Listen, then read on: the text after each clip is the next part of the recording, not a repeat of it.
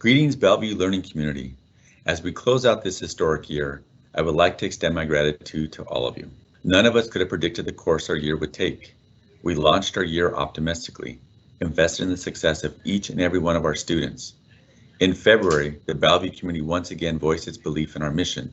Voters approved the largest bond in our district's history, $675 million to rebuild Jingmei Elementary School, International School, and Big Picture School, provide safety and security improvements across the district, and upgrade numerous school facilities.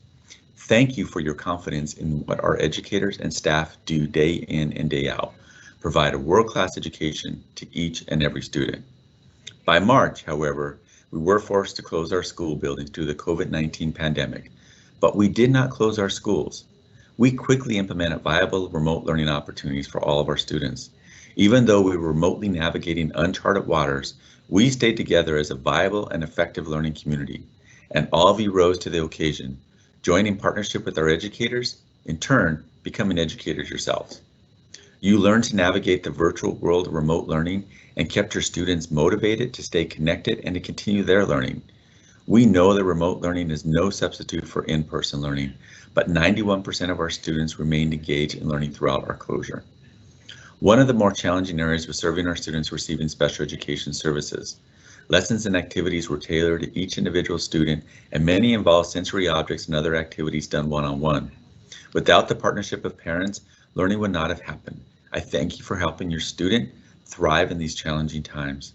Of course, we have another historic moment upon us, one that has long been shadowed in our nation, creating a more just and equitable society, free of racial discrimination and bias. Much has been done by the district. We created an equity advisory group and an equity accountability policy to guide our work. We have increased hiring and retention of staff that reflect our community's diversity, and we adopted inclusive curriculum where all students see themselves and hear their voices. The path of racial equity is not one I can walk alone. I ask you to join me and accomplish this important work together. We must redouble our efforts to confront inequitable behaviors and systems in our community and nationwide. Much work lies before us as we plan for the fall to ensure that our students are not only safe and well educated, but also treated equitably. Please stay connected with the district this summer. Though with less frequency, we will continue to give information about our plans and how you can be involved in the process. Two historic challenges, the twin pandemics of COVID-19 and racial inequity, have dominated this year. We have a profound responsibility to write the next chapter so that all of our students are fully prepared to be creators of their future world. That chapter will be remarkably different than the past few months, and I am honored to be serving as your superintendent in these historic times. In partnership, until we meet again, thank you.